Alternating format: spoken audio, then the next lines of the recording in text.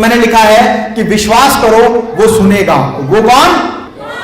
भगवान हमेशा सबकी सुनता है, लेकिन कुछ लोग हमेशा ही कहते हैं भगवान नहीं हमारी सुनता। एक घटना बताता हूं। एक बहुत अमीर आदमी अपने जीवन में बहुत अधिक पैसा कमाता जा रहा था, और पैसा कमाते कमाते कमाते वो बहुत अमीर हो गया। अब जब बहुत अमीर हो जाते हैं तो पैसे की लालसा लगभग खत्म हो जाती है। कई बार ऐसा होता है कि हम ऐसे स्तर पर आ जाते हैं जहां हमें पैसे की ज्यादा जरूरत नहीं होती। अब जरूरत होती है शोहरत की, नाम की, नेम फेम की, लोगों तक पहुंचने की, लोग सम्मान करें इसकी। और धीरे धीरे वो व्यक्ति जब बहुत अमीर हो गया तो बहुत सारे लोगों ने उसका सम्मान करना शुरू किया। वो दिल्ली में रहता था। चेन्नई के एक ऑर्गेनाइजेशन ने उसको सम्मान के लिए कहा कि हम सम्मान देने के लिए, आपके द्वारा किए गए कार्यों के लिए, आपके द्वारा किए गए देश के प्रति समर्पण के लिए हम आपको सम्मानित करना चाहते हैं। कितने लोग हैं जिनको लाइफ में कम से कम एक बार सम्मान जरूर मिला है? कम से कम एक बार जरूर मिला है लगभग हर व्यक्ति को। जैसे स्कूल में आप फर्स्ट सेकंड थर्ड आए होंगे तो सम्मान दिया होगा। तो उस व्यक्ति को सम्मान के लिए चेन्नई बुलाया गया। उस व्यक्ति ने फ्लाइट टिकट बुक की, और टिकट बुक करने के बाद एयरपोर्ट पर पहुंचा। एयरपोर्ट पर पहुंचने के बाद फ्लाइट में बोर्ड हुआ, और बोर्ड होने के बाद वहां बैठा, आराम से रिलैक्स हुआ, अपना लैपटॉप खोला कि चलो अब जहां मैं जा रहा हूं, क्योंकि हर व्यक्ति को मंच पर बोलने की आदत नहीं होती। उसने सोचा अब मुझे वहां बुलाया है, मंच पर भी मुझे जाना है, कुछ अपनी स्क्रिप्ट तैयार कर लूं, क्या बोलूंगा, कैसे बोलूंगा, वो सब कुछ लिखने लगा। अचानक टर्बुलेंस आया, मतलब हवाई जहाज गड़बड़ाने लगा। तो एक अनाउंसमेंट हुआ, मौसम की खराबी के कारण हम लोग अपने गंतव्य स्थान पर नहीं पहुंच रहे, ये फ्लाइट चेन्नई की जगह मुंबई ट्रांसफर की जा रही है।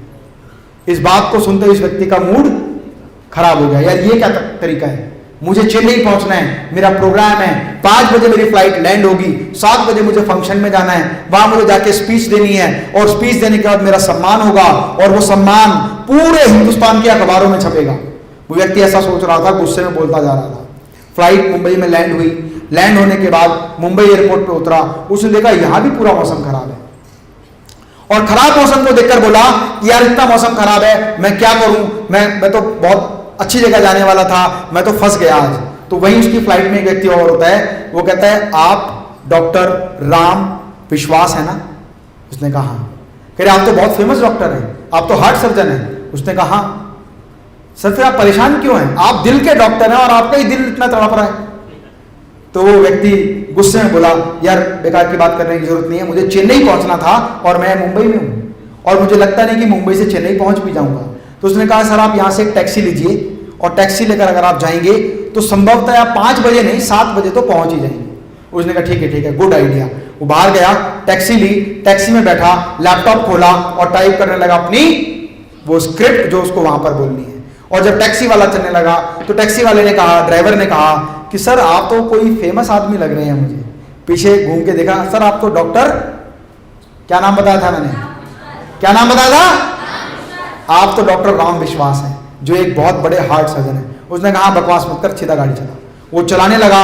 चलते चलते मौसम खराब था, बहुत तेज बारिश होने लगी, अंधेरा छा गया। उसने कहा डॉक्टर साहब इतनी बारिश में तो गाड़ी चलाना भी मुश्किल है, मैं लगता है कहीं रास्ता ना भटक जाऊं। उसने कहा फिर भी ले चल, जहां ले चल सकता है। चलते चलते चलते चलते वो रोड पर भटक गया, और वो एक ऐसे रास्ते पर पहुंच गया जो रास्ता एक गांव में उतरता था। तो जब वो रास्ता गांव में उतरा तो गांव में जाने के बाद वहां पर गाड़ी भी खराब हो गई, और उसने कहा कि यार मेरी तो आज लगता है किस्मत ही खराब है, यहाँ तो गाड़ी भी खराब हो गई। और उस व्यक्ति ने देखा कि अब क्या कर सकते हैं, तो सामने एक झोपड़ी थी। वो व्यक्ति वहां से उतरा, उस झोपड़ी में गया, और झोपड़ी में जाकर देखा तो एक ओल्ड लेडी, बूढ़ी महिला ईश्वर की प्रार्थना कर रही थी, भगवान की पूजा कर रही थी। और भगवान की पूजा करते करते जब उसने कहा कि माता जी क्या हम यहाँ थोड़ी देर रुक सकते हैं, उसने कहा बेटा अंदर आ जाओ, बैठो, चाय पियो, पानी पियो, मैं भी ईश्वर की आराधना कर रही हूँ। देखा तो बेड पर एक बच्चा लेटा हुआ था, और वो बच्चा वहां बीमार था। तो उसने पूछा माता जी इस बच्चे को क्या हुआ? कह रहे भाई देखो इसको क्या हुआ ये तो मुझे पता नहीं, लेकिन सरकारी अस्पताल के कुछ डॉक्टर्स ने कहा है कि हार्ट का पेशेंट है और ये हार्ट का मरीज है। एक डॉक्टर जो दिल्ली में रहते हैं, यदि वो किसी तरीके से यहाँ आ जाएं या ये बच्चा वहां पहुंच जाए तो वो उसका ऑपरेशन करके उसको ठीक कर सकते हैं। और मुझे लगता नहीं है, लेकिन मुझे विश्वास है अपने भगवान पर, और मैं उसी की प्रार्थना कर रही हूं। और पता नहीं, लोग कहते हैं कि ऐसे प्रार्थना करने से भगवान आने वाले नहीं है, लेकिन मुझे ये पूरा विश्वास है कि एक ना एक दिन मेरी प्रार्थना जरूर स्वीकार होगी। तो ठीक उस समय उस डॉक्टर की आंखों में आंसू आ गए। उसने कहा दिल्ली का डॉक्टर चेन्नई जा रहा है, मुंबई पहुंचने वाला था, उसकी मुंबई पहुंचा और वहां से गांव में पहुंचा। इसका मतलब ईश्वर की आराधना में बहुत शक्ति है। उसने कहा मैं वही डॉक्टर राम विश्वास हूं। अगर आइए मैं वही राम विश्वास हूं जिसके बारे में लोगों ने आपको बताया था। अब माता जी मैं आपको आश्वासन देता हूं कि इस बच्चे का ऑपरेशन मैं करूंगा मेरे हॉस्पिटल में, मेरे क्लिनिक में। आप फ्री ऑफ कॉस्ट मैं इसको लेके जाऊंगा और वहां इसका ऑपरेशन करूंगा, क्योंकि शायद ईश्वर ने ऐसा लिखा हुआ था कि आप दिल्ली से जाओगे, जाना कहीं भी हो, लेकिन आप कहां पहुंचोगे? उस गांव में उस बच्चे का ऑपरेशन करने के लिए। तो इसीलिए ईश्वर पर हमेशा विश्वास करें और हमेशा हम्बल बने रहें। जितना ज्यादा आप हम्बल होंगे, जितना ज्यादा ईश्वर के प्रति धन्यवाद करेंगे, लोगों के प्रति धन्यवाद करेंगे। कोई व्यक्ति किसी का बुरा नहीं कर सकता, कोई व्यक्ति किसी का अच्छा नहीं कर सकता।